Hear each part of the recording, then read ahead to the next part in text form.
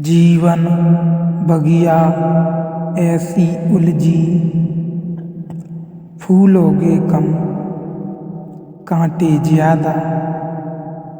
सिमटा जीवन डूबी सांसें, आना है तो अब भी आ जा। यदि आपने अभी तक अंतिम अध्याय नहीं देखा है तो मैं आपसे विनती करूँगा, कृपया करके अंतिम अध्याय देखें, उसके बाद ही इस अध्याय में प्रवेश करें।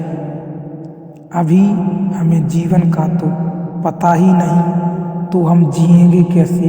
यह शरीर तो रोज क्षीण होता चला जाता है, यह बल तो रोज खोता चला जाता है, ये भोग और विषय तो रोज हमें चूसते चले जाते हैं, जरा जीर्ण करते चले जाते हैं। ये विषय और कामनाएं तो छेदों की तरह हैं, इनसे हमारी ऊर्जा और आत्मा रोज बहती चली जाती है। आखिर में घड़ा खाली हो जाता है और उसको हम मृत कहते हैं। तुमने कभी देखा, अगर छिद्र वाले घड़े को कुएं में डालो तो जब तक घड़ा पानी में डूबा होता है भरा मालूम पड़ता है। उठाओ पानी के ऊपर, खींचो रस्सी, बस खाली होना शुरू हुआ। जोर का शोरगुल होता है, उसी को तुम जीवन कहते हो। जल धारें गिरने लगती हैं, उसी को तुम जीवन कहते हो।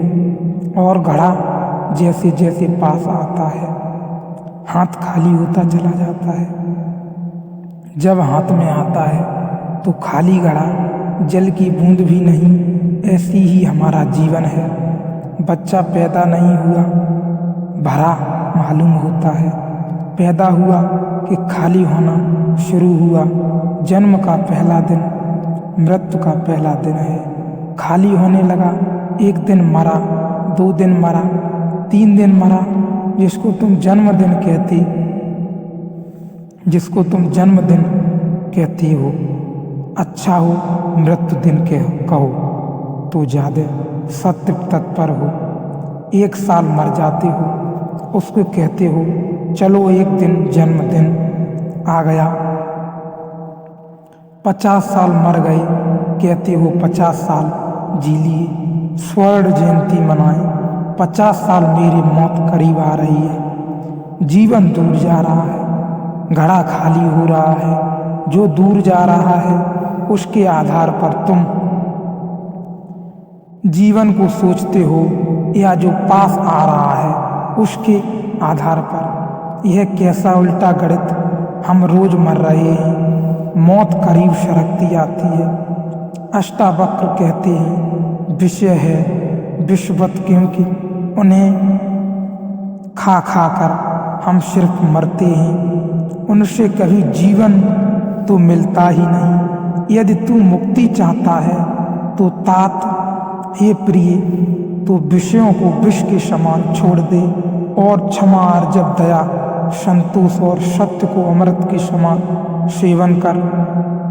अमृत का अर्थ होता है जिससे जीवन मिले, जिससे अमृत तत्व मिले, जिससे उसका पता चले, जो फिर कभी नहीं मरेगा।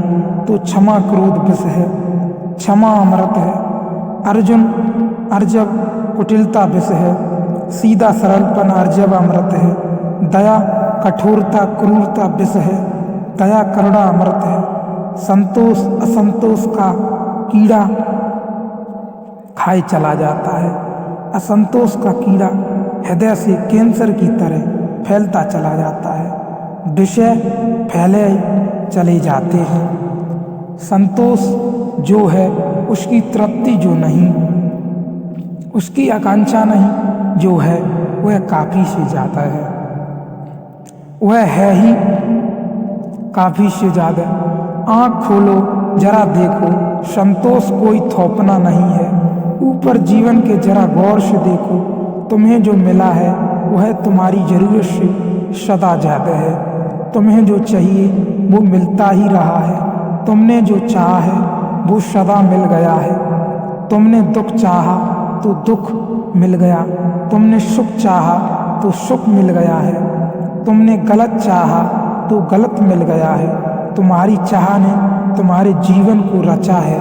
चाह बीज है, फिर जीवन उसकी फसल है।